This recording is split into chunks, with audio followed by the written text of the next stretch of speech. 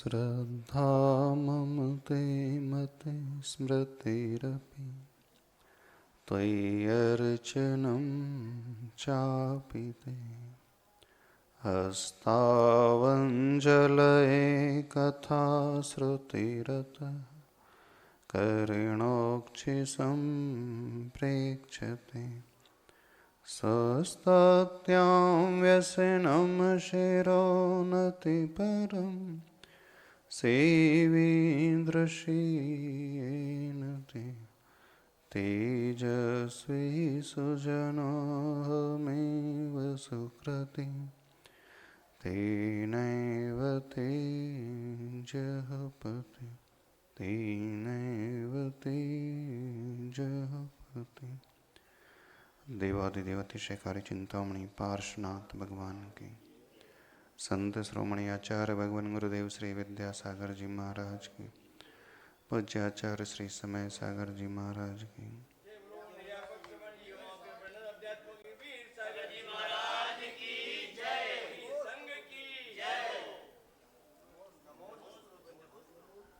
प्राय स्वर्ग की बातें की जाती है। हर व्यक्ति अपने आप को स्वर्गीय बनाना चाहता है, स्वर्ग जाना चाहता है। हाँ, वह स्वर्ग तो मरने के बाद मिलता है,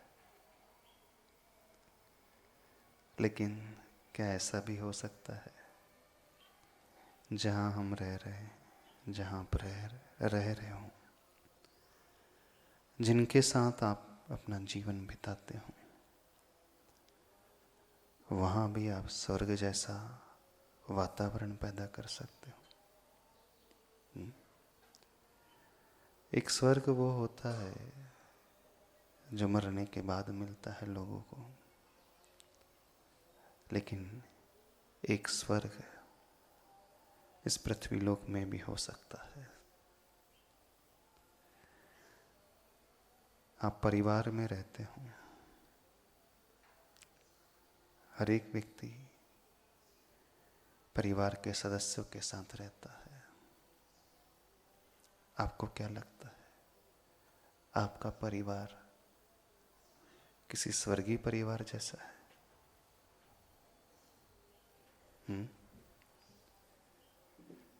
आपके परिवार में जितने भी फैमिली मेंबर्स हैं, क्या बिल्कुल वैसा ही वातावरण है? प्रश्न ये उठता है, व्यक्ति स्वर्ग क्यों जाना चाहता है? हर एक की कामना होती है कि मैं स्वर्ग जाऊं और नरक जाने से बच जाऊं। योगी भी यही भावना भाते हैं, नरक पतन से भीत हुए हैं, जागृत मति है मथित हुए। नरक में जाने से वे भी डरते हैं।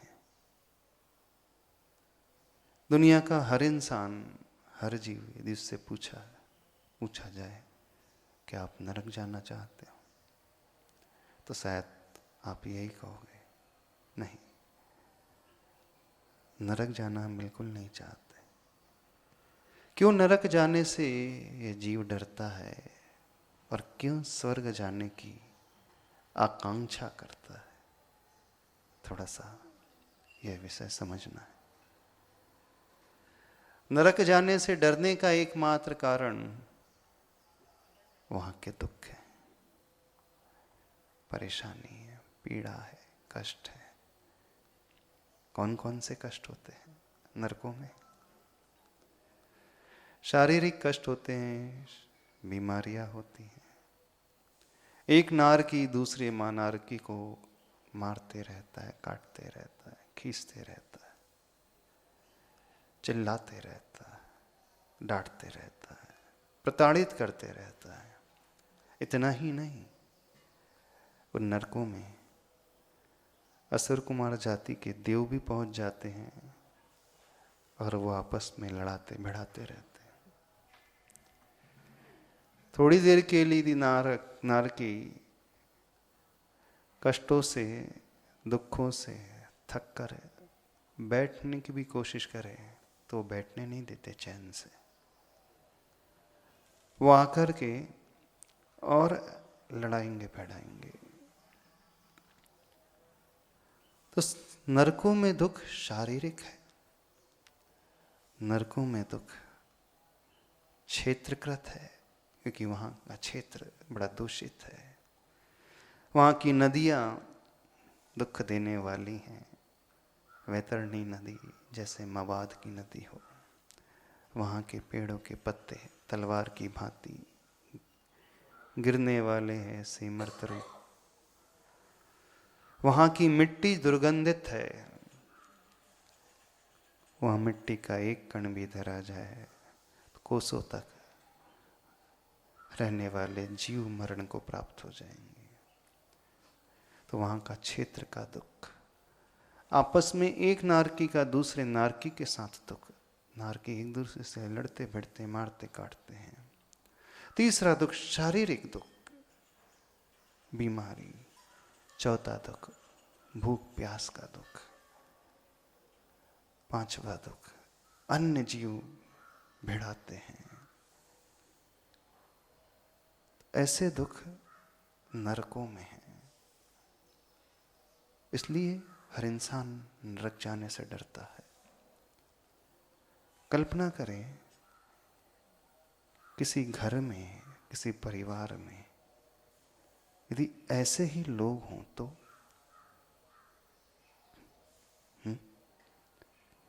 मंथरा जैसे लोग हों तो। मंथरा का नाम सुना है? सुना होगा सबने। रामायण एक किरदार है मंथरा का। मंथरा क्या काम करती थी?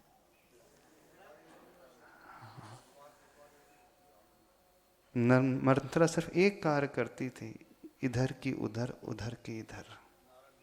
हाँ। नारद एक पात्र आता है, हाँ, नारद भी एक आता है, अच्छे अच्छे वातावरण को वो बिगाड़ करके रख देता है, आता है ना। तो कुछ घर की ऐसी स्थिति होती है, वहां रहने वाले सदस्य सिर्फ बुराई में ही लगे रहते हैं, एक दूसरे की निंदा में ही लगे रहते हैं। एक भाई दूसरे भाई की बढ़ोतरी को देख नहीं पाता। एक मेंबर लेग पुलिंग में ही लगा रहता है। तो जो काम असुर जाति के देव वहां करते हैं, जो काम मंथरा करती थी, जो काम नारद करता था, यदि जिस परिवार के सदस्य इस प्रकार की वृत्ति वाले हैं, लड़ाने भिड़ाने वाले हैं, तो लगता नहीं लगता जीते जी ही वो नरक का जीवन व्यतीत कर रहा है। क्योंकि नरक जाने से डरता क्यों है इंसान? इसलिए कि वहां दुख है, कष्ट है, वहां का वातावरण ऐसा, वहां लोग जीव ऐसे हैं। और देखना वो असुर कुमार के जाति के जो देव होते हैं, वो दूर से सिर्फ आंख से सेकते रहते हैं, करते कुछ नहीं है, टच भी नहीं करेंगे। ऐसे कुछ लोग होते हैं, बिल्कुल सामने एकदम अच्छे और पीठ पीछे लगाई बुझाई क्या बोलते हैं। तो जिस घर में अथवा जिन सदस्यों का इस प्रकार का नेचर है, भले ही वो संयुक्त परिवार है, एक दूसरे के प्रति बुराई का भाव है, टांग खींचने का भाव है, नीचे गिराने का भाव है, पराजित करने का भाव है, नुकसान पहुंचाने का भाव है, तो समझना उस घर में मनुष्यों का निवास नहीं है। मनुष्यों के भेष में कोई और जीव रह रहा है। कौन है? हो सकता है वो देव भी हो, असुर कुमार जाति का देव हो सकता है। हो सकता है वो स्त्री में कोई ऐसी मंत्रा आ गई हो, आ गई हो सकता है उसके रिश्तेदारों में कोई ऐसा नारद आ गया हो, क्योंकि असुर कुमार जाति के देव दूसरी गति के हैं, उस घर के सदस्य नहीं है वो।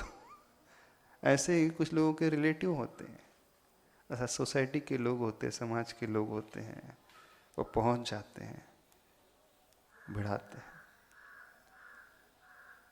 आज मूड कर रहा है आपके घर की तुलना किससे कर ले। पता नहीं क्यों मूड हो गया आज। ऐसे करना तो स्वर्ग से चाहिए था, लेकिन शुरुआत नरक से ही कर देते हैं। क्योंकि स्वर्ग जैसा वातावरण तो देखने को तो मिलता नहीं है, मिलता है। एक सबसे बड़ा दुख ही है। दूसरा दुख है, एक भाई दूसरी भाई के लिए क्या है, मार काट में लगा है। जैसे नारकी कहते हैं ना, अपने हाथों को अस्त्र बना लेते हैं और तिल तिल करे देह के खंड, वो अस्त्र बना करके करते हैं। और ये कौन से बाण छोड़ते हैं? शब्दों के बाणों से प्रहार करते हैं। कुछ घर ऐसे होते हैं वहां रहने वाले सदस्य, वो भी अस्त्रों का प्रयोग करते हैं, ऐसा नहीं करते हैं। ऐसे बाणों का प्रहार होता है, ऐसे शब्दों के बाणों का, कि वह तिल तिल नहीं, वहां देह के खंड होते हैं या मन के खंड हो जाते हैं। शरीर पारे की भांति बिखर करके पुनः मिल जाता है नारकियों का। ऐसे ही बाहर से तो मन और शरीर एक दिखता है, लेकिन अंदर से उसके मन के टुकड़े कितने हो जाते हैं। मेरे दिल के टुकड़े 1000 हुए। कोई यहाँ गिरा, कोई वहां गिरा, है ना। आपके मन के टुकड़े 1000 नहीं, असंख्यात हो गए। कोई कहाँ गिर जाता है, कोई कहाँ गिर जाता है। एक ही परिवार में हैं, कितने भाई हैं। एक नारकी दूसरे नारकी का मुख नहीं देखना चाहता, वैसे एक भाई दूसरे भाई का मुख नहीं देखना चाहता। ऐसा भी होता है कि नहीं? हो ही रहा है। तो जिस घर का वातावरण ऐसा है, इसका क्या अर्थ है? जीते जी नरक मिल गया। अरे नरक का रिजर्वेशन तो नहीं है, जीते जी नरक है। यहां रिजर्वेशन तो बाद की बात है, वो तो बाद में पहुंचेगा, वो अलग है। ये अभी ऐसे माहौल में यदि आप रह रहे हो, मारकाट वाले माहौल में आप रह रहे हो, तो समझना आप नरक में रह रहे हो। एक दुख और होता है नरकों में, वैतरणी नदी है वहां। वैतरणी नदी है ना। सोचता है नारकी की प्यास बुझाने के लिए मैं पानी पी लूं, और जैसे ही पीता है प्यास और बढ़ जाती है, शरीर में अंदर तक और घाव पैदा हो जाते हैं। इस प्रकार का व्यवहार होता है। सोचता है यहाँ पे रहने वाला जीव कि उसके पास बैठ कर के अपने दुख शांत कर लूं, लेकिन उसके व्यवहार से दुख और बढ़ जाता है। नारकी आपस में हमेशा कलह करते रहते हैं। जिस घर में कलह होते रहती है हमेशा, भाई भाई में भी हो सकती है, पिता पुत्र में भी हो सकती है, हस्बैंड वाइफ में भी हो सकती है, सास बहू में भी हो सकती है, ननंद भौजाई में भी हो सकती है, देवरानी जेठानी में भी हो सकती है, ताऊ और चाचा में भी हो सकती है, सब में हो सकती है। तो बाहर के रिश्ते हैं देवरानी जेठानी, सास बहू के, ननंद भौजाई के, भाई भाई के, पिता पुत्र के, पर वो रिश्ते कौन से हैं? आचार्य भगवान ने एक बहुत अच्छी व्याख्या की थी। रिश्ता किसे कहते हैं? जो हमेशा रिश्ते रहे सो रिश्ता। रिसना बोलते ना, बुंदेलखंड में क्या बोलते हैं? रिसना है ने, टैंक से पानी रिस रहा है, लीकेज जो हो रहा है उसे बोलते रिसना। तो रिश्ता कैसा है आपका? जो हमेशा रिश्ते रहता है। वहां कहीं प्रेम वात्सल्य नहीं है, वहां कठोरता और क्रूरता है, कषाय का भाव जहां पर है, मारकाट का भाव जहां पर है। एक नार की यदि थोड़ा सा बचने की कोशिश करता है, क्या होता है? उस कढ़ाव में डाल करके जब फ्राई किया जाता है, डीप फ्राई। डीप फ्राई समझते? डीप फ्राई क्या होता है? कचौरी तलते जैसे, भजिए जो होते हैं ना, भजिए पकौड़ी, वो डीप फ्राई वाले होते हैं। और सामान्य फ्राई क्या होते हैं? एक होता है रोस्टेड, एक होता है तवा फ्राई, भिंडी की सब्जी तवा फ्राई, पकौड़ी भजिया कचौरी पूरी क्या है? Deep fry. और एक होता है रोस्टेड, सिकना, समझ रहे हो ना, अग्नि के ऊपर सिकना। तो नरकों में एक है डीप फ्राई। हाँ, जैसे भजिए बेसन के पकोड़े डाले जा रहे हैं, ऐसे नारकियों को डाला जा रहा है, वो डीप फ्राई। और डीप फ्राई के लिए कढ़ाई में डाल दिया और नारकी ऊपर उठने लगे तो वापस दबा दिया जाता है। अथवा जो अंदर डीप फ्राई हो रहा है वो पीछे से खींच लेता है, उसकी टांग खींच लेता है। तो कुछ लोग होते हैं परिवार में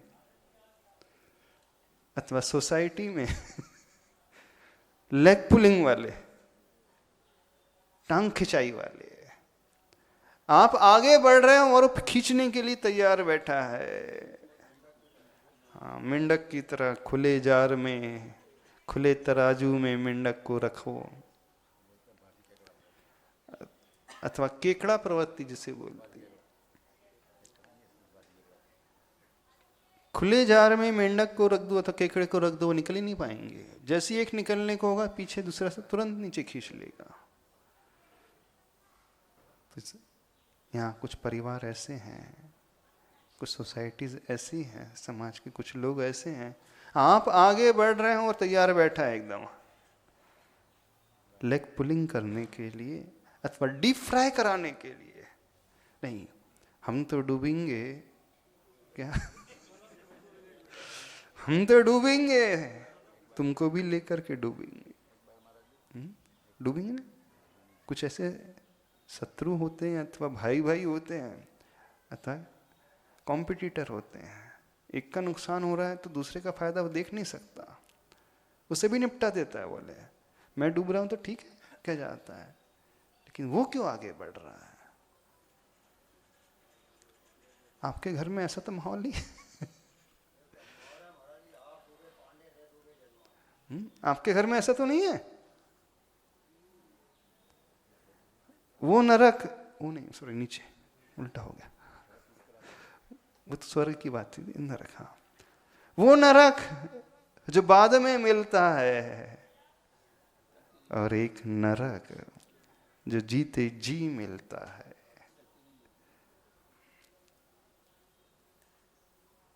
प्रैक्टिस कर रहे हैं, प्रैक्टिस जो है मिक्स ए मैन परफेक्ट। बोले जब वहां जाएंगे तो थोड़ा सा ज्यादा कष्ट नहीं होना चाहिए, ट्रेंड होना चाहिए। जो ट्रेंड रहता है फिर वो अच्छे से सब कुछ सहन कर सकता है, उसे ज़्यादा तकलीफ नहीं होती है। तो एक तैयारी चल रही है शायद, नरक नरक खेल, आओ खेले नरक नरक, ऐसा कैसा वातावरण है बताइए आपके घर का? कहाँ रह रहे हो आप, नरक में कि घर में? कहाँ रह रहे हो, किनके साथ रह रहे हो? हाँ, एक कुछ ऐसा भी घर होते हैं, नहीं कुछ घर ऐसे भी होते हैं जहाँ सिर्फ गंदगी के अलावा कुछ नहीं होता है। जैसे वैतरणी की गंदगी, पत्तों की गंदगी, वो चुभने वाले पत्ते, एक गंदगी होती है बाहर के क्षेत्र की गंदगी, और एक गंदगी होती है मन की गंदगी। मन की भी गंदगी होती है। तो आप लोगों के जीवन में कौन कौन से दुख हैं? क्षेत्र वाला भी दुख है। तो आप परिवार के सदस्यों के साथ रह रहे हो कि नारकियों के साथ रह रहे हो? किसके साथ रह रहे हो? कौन मिला है आपका? भाई मिला है, नारकी मिला है, पत्नी मिली है? फिर वहां कोई जेंडर नहीं होता, एक ही जेंडर होता नरकों में। कौन सा जेंडर होता है पता है? हाँ, न पुरुष है न स्त्री है, नपुंसक वेद का उदय होता है। थर्ड जेंडर ही होता है। और जो थर्ड जेंडर वाले हैं वो सिर्फ लड़ने भिड़ने वाले, मार काट में लगे हुए, एक दूसरे को नीचे खींचने में लगे हुए हैं। ये वातावरण नरक का वातावरण है, जहां सिर्फ अपने लिए भी नहीं सोच रहा है वो। नारकी जीव जो हैं सुख की चिंता ही नहीं करते, अपने दुख से बचने की कोई भावना रखते हैं और दूसरों को दुखी बनाने की भावना रखते हैं। बस यही होता है उसमें, उस जगह, और कुछ नहीं होता। तो कुछ लोग ऐसे हैं संसार में, कुछ परिवार ऐसे हैं जो हैं तो स्वयं दुखी, लेकिन सामने वाला सुखी ना हो जाए इसलिए उसे दुखी बनाने के कोशिश लगे हुए हैं। इसी में लगे ना, सामने वाला सुखी ना हो जाए, आगे ना बढ़ जाए, तो वो दुखी बनाने में लगे। नारकियों की प्रवृत्ति बिल्कुल ऐसी होती है। अब शास्त्रों में पूरे वर्णन आता है नरक का और नारकियों का, पर हम क्या उसी दृष्टि से समझे, मेंटलिटी को समझने की कोशिश करें। कहीं ऐसा तो नहीं जिन लोगों के साथ आप रह रहे हो उन सब की मेंटलिटी बिल्कुल इसी प्रकार की है? ऐसा तो नहीं?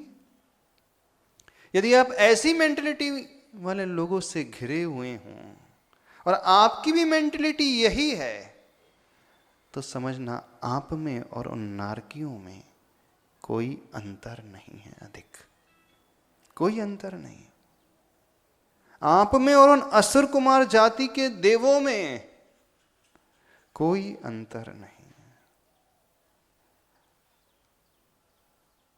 चलो शारीरिक दुख तो समझा जा सकता है, पूर्वकृत कर्म का उदय है, बीमारी मिल रही है। नारकियों को एक दुख होता है, मानसिक दुख बहुत होता है। क्षेत्रकृत दुख होता है, शरीरकृत दुख होता है, परनारकीयकृत दुख होता है, असुर जाति के देवोकृत दुख होता है, और एक मानसिक में प्रताड़ना में रहते हैं। तो कुछ ऐसे लोग होते हैं वो हमेशा मानसिक रूप से दुखी ही रहते हैं। यह दृश्य है एक नरक का दृश्य। अब दूसरा दृश्य है स्वर्ग का दृश्य। हाँ, अच्छा, हाँ, एक दुख और बोल गया। नरकों में खाने के लिए नहीं मिलता है, पीने के लिए नहीं मिलता है, पहनने के लिए नहीं मिलता है।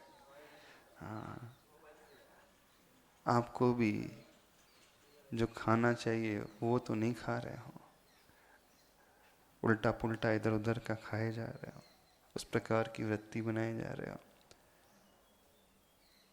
तो समझना, आप जिस क्षेत्र में और जिन क्षेत्रीय लोगों के साथ रह रहे हो,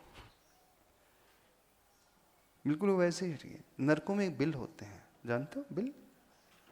जैसे सर्प के बिल होते हैं वैसे ही बिल होते हैं। तो आप लोगों का भी बिल, सॉरी, घर फिसल गई, जवान फिसल गई। कैसा बिल है? किस प्रकार का घर है आपका?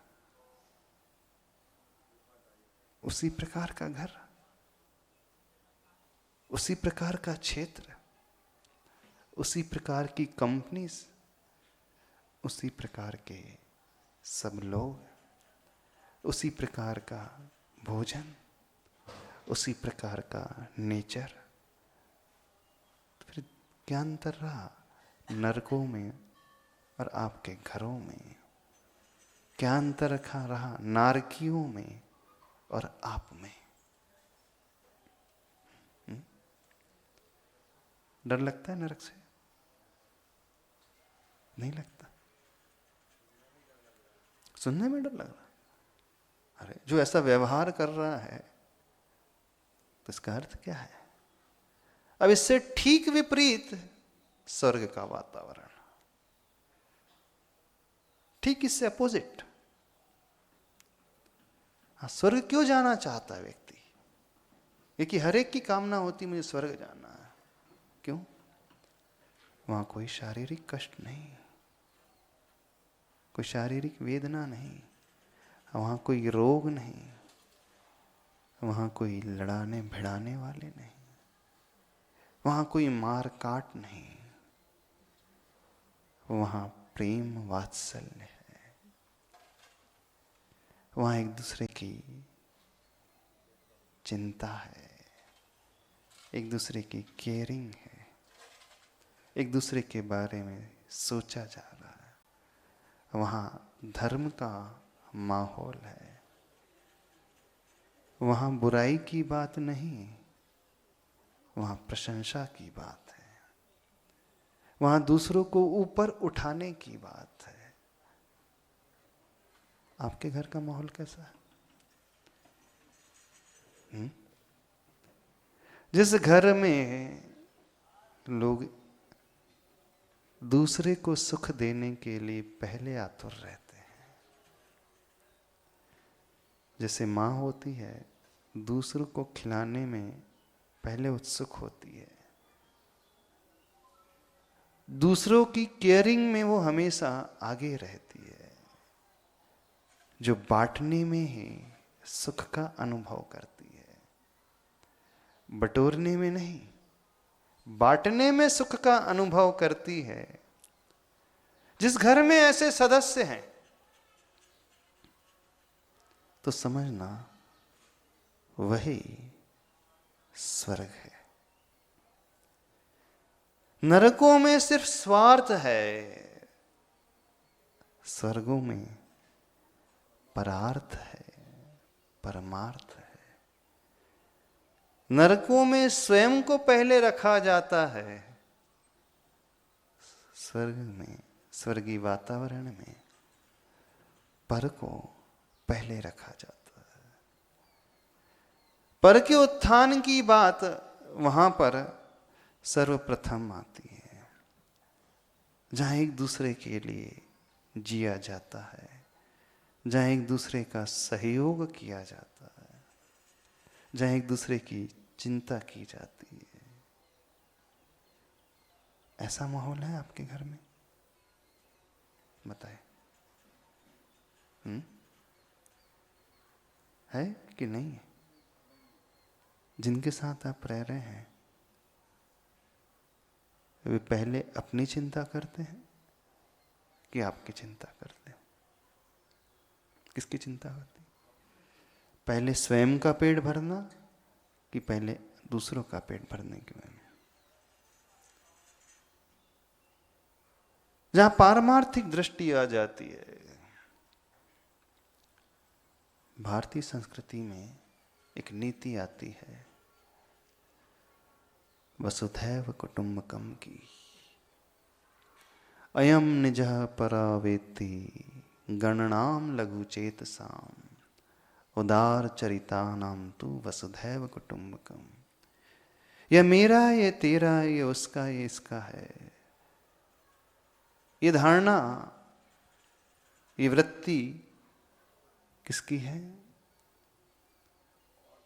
स्वार्थियों की है, लघु चित्त वालों की है, संकीर्ण बुद्धि वालों की दृष्टि है, जो सिर्फ अपने लिए जीने वाला है। और जो उदार चरित्र वाला होता है, वसुधा एव कुटुम्बकम, पूरी वसुधा उसके लिए कुटुंब की भांति हो जाता है।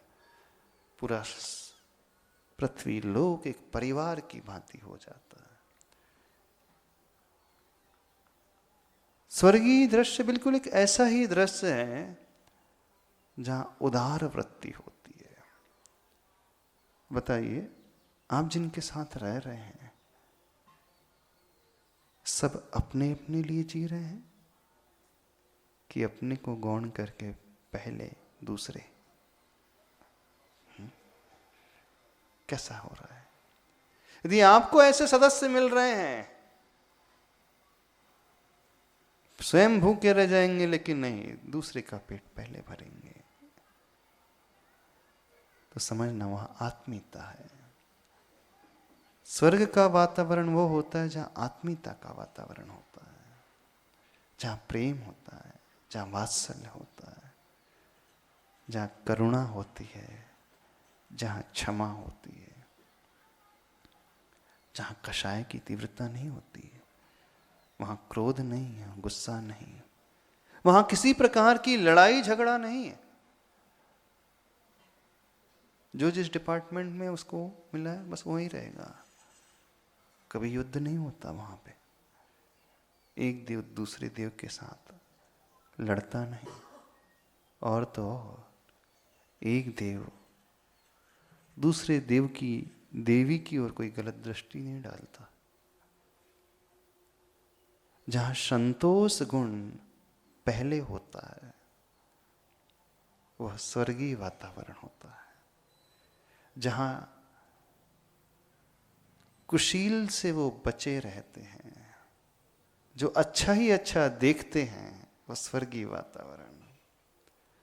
और जहां एक दूसरे के प्रति जिया ही नहीं जाता, एक दूसरे को ऊपर उठाने का कार्य किया जाता है। हतोत्साहित वाले कार्य नहीं, प्रोत्साहित वाले कार्य। आपके घर के सदस्य कि कभी आपकी प्रशंसा करते हैं? बताना, कि हतोत्साहित करते? क्या करते हैं? कभी सोचा है आपने? चलो आप स्वयं अपने में घटा करके देखो। जिस परिवार में आप रह रहे हो, जिन सदस्यों के साथ आप रह रहे हो, कब आपने अपने घर के सदस्यों की, माँ की, पिता की, वाइफ की, स्पाउस की प्रशंसा की हो, उन्हें कुछ दिया हो? नरकों में भी शब्दों के बाण चलते हैं और स्वर्गों में शब्दों के फूल खिलते हैं। अंतर समझना। शब्द तो नीचे भी है, शब्द तो ऊपर भी है, पर नीचे जो रहने वाले शब्द हैं वो नुकीले हैं, उन बाणों की भांति, शूल की भांति, हृदय तक चुभने वाले, मर्म को भेदन करने वाले। मर्म भेदी है, कर्ण भेदी नहीं, मर्म भेदी है, अंदर तक चुभने वाले। और जो स्वर्गों में भी शब्दों का प्रयोग होता है, पर वो शब्द कैसे हैं? मानो मुख चंद्र तैं अमृत झरे। उनके शब्दों को सुनकर के ऐसा प्रतीत होता है कि अमृत का ही कोई पान कर रहा हो। ऐसा लगता है फूलों की बारिश हो रही हो। वहां पे वातावरण एकदम सुगंधित होता है, मंद मंद पवन बहता है, वहां कोई क्षेत्र की गंदगी नहीं है। जिस घर में क्षेत्र की भी गंदगी नहीं और मन की भी गंदगी नहीं है, तो वह घर स्वर्गीय घर माना जाता है। बताइए आप कहाँ रह रहे हो?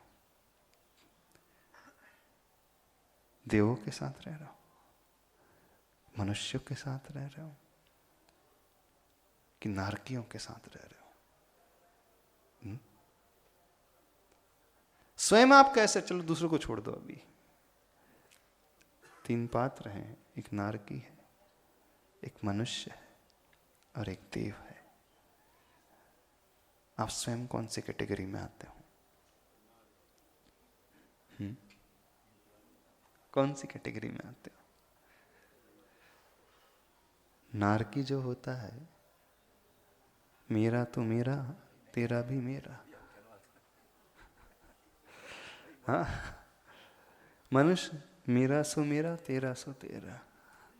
और जो देव होता है, तेरा तो तेरा, मेरा भी तेरा। हाँ, कैसे है? हाँ, और जो साधु होते हैं, न मेरा है न तेरा है, ये जग रैन बसेरा है। जो साधु प्रवृत्ति वाले होते हैं, न मेरा है न तेरा है, संसार इस जगत रैन बसेरा है, कोई किसी का नहीं, किसी से कुछ लेना देना नहीं। चौथी कैटेगरी इससे ऊपर हट करके हो गई। तो क्या मेरा मेरा कि थारा मारा? मारवाड़ी में बोलते थारी मारी। क्यों मर जाता जी? अभिषेक क्या बोलते? थारी मारी बोलते ना। थारी मारी क्या होता? थारी मारी अच्छे से जानते हो? मेरे तेरे, तेरे मेरे में उलझे हुए रहते हैं। जहां तेरा मेरा ही चलते रहता है, थारी मारी ही चलते रहती है, वो एक नरक का दृश्य है। मेरा सो मेरा भाई, तेरा सो तेरा। ठीक है, मनुष्य ऐसा मान भाई, आप अपने में रहो, हम अपने में। हाँ, हम आपको परेशान नहीं करेंगे, आप भी हमें परेशान नहीं करना। हम अपने में संतुष्ट, आप अपने में संतुष्ट। ठीक है। हाँ,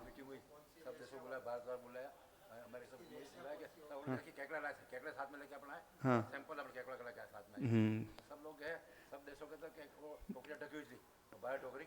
खुली थी। हाँ, केकड़े लगे थे, टोकरी खुली थी, टेकड़े केकड़े ऊपर नहीं बढ़ने देते, वही वाली विशेषता है। तो नारकियों की विशेषता होती है खींचने वाली। तो तेरा सो तेरा, मेरा सो मेरा, और तेरा सो तेरा, मेरा भी तेरा, एक स्वर्गीय दृश्य है। बताइए आप कहाँ रह रहे हैं? कहाँ रह रहे हो? शायद नरक में ही रह रहे हो। नरक जाने की आवश्यकता नहीं है। नरक जाने की आवश्यकता तो नहीं कि है। कुछ लोग ऐसे रहते हैं, उन्हें स्वर्ग की भी अपेक्षा नहीं। बोले वो स्वर्ग तो बाद में मिलेगा, लेकिन हमने अपने व्यवहार से जहां हम रह रहे हैं, जीते जी अपने घर को ही स्वर्ग का रूप दे दिया। लगता है आपने अपने आप को उस देव की भांति बनाया, अपने परिवार को स्वर्गीय क्षेत्र की भांति बनाया है। लगता है 6 मेंबर हैं, 5 मेंबर हैं घर के, लेकिन किसी को किसी से कुछ लेना देना नहीं, कोई फर्क ही नहीं पड़ता। 4 भाई हैं, बल्कि खींचने के लिए तैयार। होना तो ये चाहिए, बड़े हो तो बड़प्पन दिखाओ, छोटो क्षमा करो, और छोटे हो तो बड़ों के प्रति विनय का भाव रखो। ये एक स्वर्ग का दृश्य है। कठिन है बनाना। कठिन है, बन तो सकता है, लेकिन जब व्यक्ति सोचे।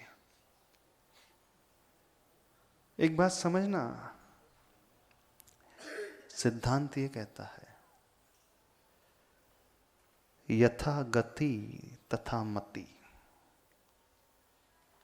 जहां जिसकी गति होना होता है वैसी ही उसकी मति हो जाती है। जहां मर करके जिसे जाना होता है उससे पूर्व ही उसकी लेश्या वैसी ही हो जाती है। ये नियम है। यदि किसी को नरकों में जन्म लेना है तो मरने के पहले वो हमेशा कषाय से ही भरा रहेगा, कषाय से ही भरा रहेगा, क्रोध से जी।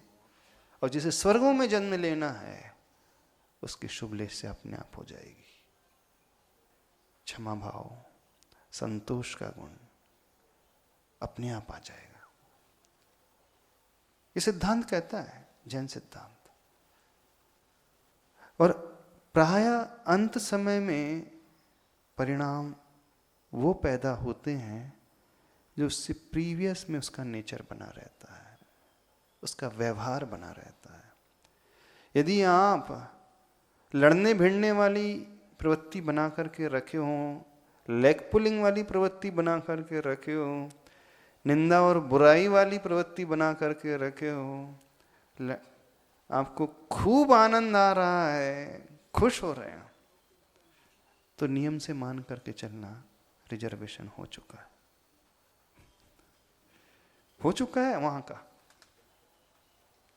क्योंकि जैसा वो यहां पर रहेगा उसी के अंदर अंत समय उसकी कषाय होगी और वहीं पैदा होगा।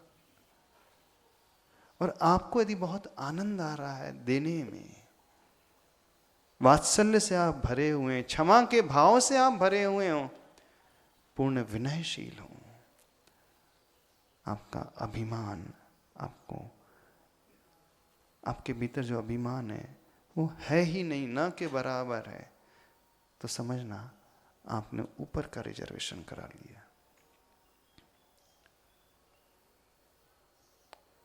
जैसी मति वैसी गति।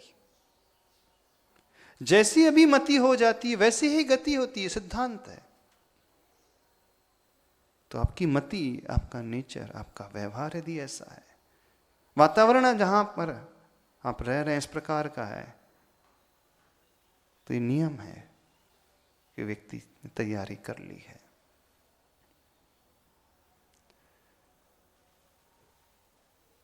अब जीते जी स्वर्ग मिला तो मर करके हम क्या मांगे, एक भजन है।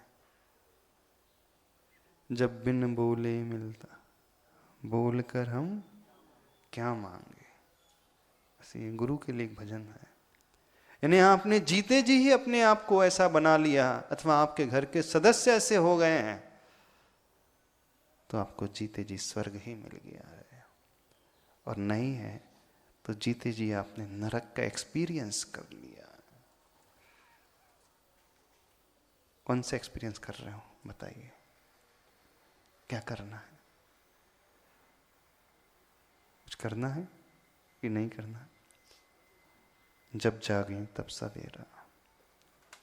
यदि अभी भी सो रहे हैं, चिंता नहीं करना, आज ही जागृत हो जाएंगे तो सवेरा अभी से माना जाएगा।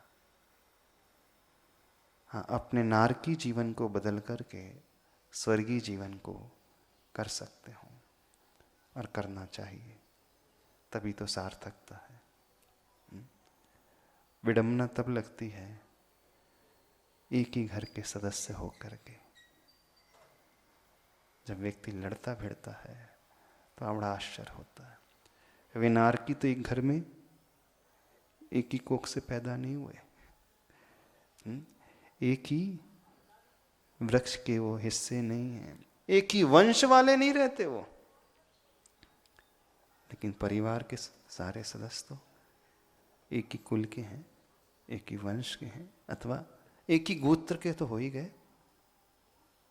अब एक गोत्र के होते हुए भी, एक कुल वाले होते हुए भी आपस में लड़ते भिड़ते हैं, कषाय के भाव रखते हैं, खिंचाई के भाव करते हैं, बुराई की भाव करते हैं, तो बड़ा दुख होता है। भारतीय संस्कृति तो सारे संसार को एक परिवार के रूप में बनाने की है। जो भिन्न गोत्र वाले, भिन्न कुल वाले हैं, उन्हें एक परिवार के रूप में देखने वाली है। और आज वर्तमान में एक ही परिवार के लोग होकर के भिन्न भिन्न मानसिकता वाले हो रहे हैं। मन से तो भिन्न भिन्न जाति वाले होते चले गए। क्या करना है, कुछ समझ में आ रहा है? क्या करोगे? तिल तिल करे देह के खंड कि तिल तिल करे मन के खंड? क्या करोगे? कि असुर बीच बढ़ावे दुष्ट प्रचंड, कि मंथरा, कि नारद? एक और पात्र बोले मैंने शकुनी और है। हाँ हाँ हाँ, ये तो हम भूल ही गए थे। शकुनी भी है कि राम, भरत, लक्ष्मण, शत्रु, वो परिवार एक स्वर्गीय परिवार। वहां कोई अपने लिए नहीं, हर एक भाई दूसरे के लिए, है ना? राजा होते हुए भी राज को जिसने भोगा नहीं, श्री राम की चरण पादुकाओं को सिंहासन पे रख दिया, ये कहलाती है मेरा भी तेरा। तेरा तो तेरा है, मेरा भी तेरा है। और आप हिस्सेदारी में पार्टनरशिप, ये पार्टनरशिप पार्टीशन जब होता है, 1 इंच वहां क्यों चलेगी जमीन? 1 इंच, 1 फीट, 1 इंच के लिए नहीं लड़ते होंगे सर, 1 इंच के लिए हो जाता है। हाँ, वो दीवार जो है कॉमन है, बोले अब दीवार की किस हिस्से में आएगी? हाँ, घर का पार्टीशन हुआ है तो देखो 6 इंच की दीवार है तो 3 इंच, 2 इंच क्यों मिल रही है? 4 इंच तुमने कैसे रखी? ऐसी है ना? नहीं, 1 इंच के लिए भी वो कोर्ट केस कर देता है और वर्षों लड़ता है, लाखों वकील को खिला देता है, अपना टाइम वेस्ट करता है, एनर्जी वेस्ट करता है, पैसा वेस्ट करता है, अपने सुख शांति चैन को खोता है, पर छोड़ने को तैयार होता नहीं। ये एक नरक का दृश्य है। आप सबसे पूछना है कहाँ रहते हो?